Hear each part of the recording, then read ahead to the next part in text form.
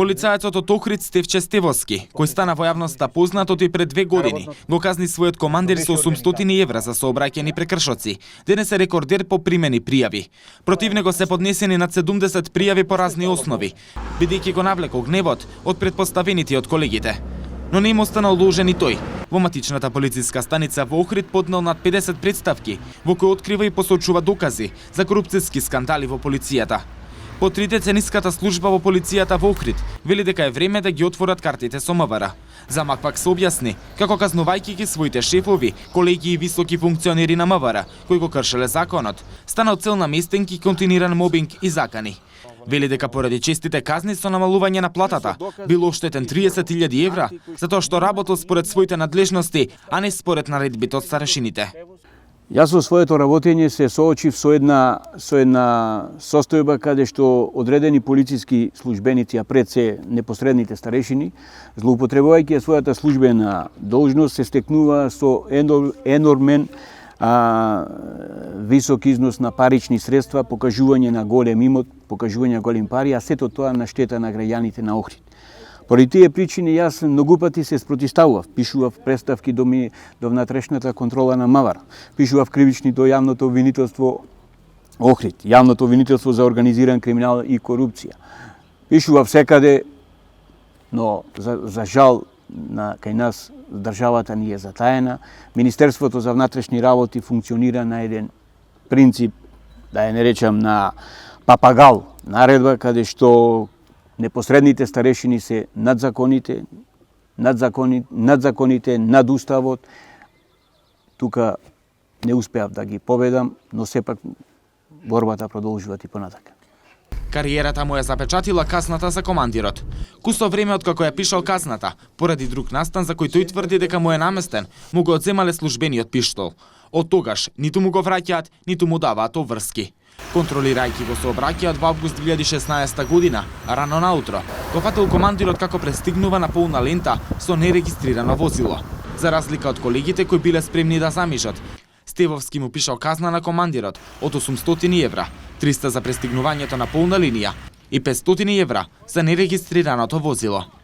Имаше и пред тоа дисциплински постапки за кои што имаме докази дека сум ги пријавувал и моите надредени за лихварство, за изнуди, за друг вид на криминални, за преквалификација на кривични дела вршени за лични интереси, но тука трна најголемиот проблем кога веќе ја чепнавме МВР во срцето. Внатрешната контрола наместо да постапува, да ме повика, да ги утврдиме фактите, истата ми покрена дисциплинска постапка, бидејќи со кој образложение? Со образложение дека јас сум сторил кривично дело и ми поднесе и кривична пријава до јавно обвинителство Охрид, дека јас сум сторил бидејќи тоа сум го сторил од лични причини. Зарем јас на некој му дозволив и 16 години да не регистрира возило? Зарем јас на некого во 6:55 часот му наредив да тој се движи и да пристигнува други возила? Јавниот обвинител ја отфрлил кривичната пријава, а дисциплинската комисија го казнила со 15% помала плата 4 месеци поред. За да го привлече вниманието во внатрешната контрола во МВР, од која барал да го провери криминалот што го пријавува, Стевовски штрајкувал со глад, но и тоа не било доволна причина за, како што вели, да дојдат и да ги проверат неговите тврдења. Во мојата политичка кариера јас имам поднесено преку 50 представки до внатрешната контрола. Ниту еднаш не се дојдени со тие луѓе, јас не се имам ниту виден. Зошто тие луѓе бегаат денеска и сивовија години од мене? Мислам, заслужуваат едно поголемо внимание, треба МВР еднаш да ги отвориме картите. Јас во својот 30 годишен мандат како полицаец се обидував тоа да го исправам, односно да работам согласно позитивните законски прописи во држава. Не се надевав на ваков крај, али тоа е Македонија.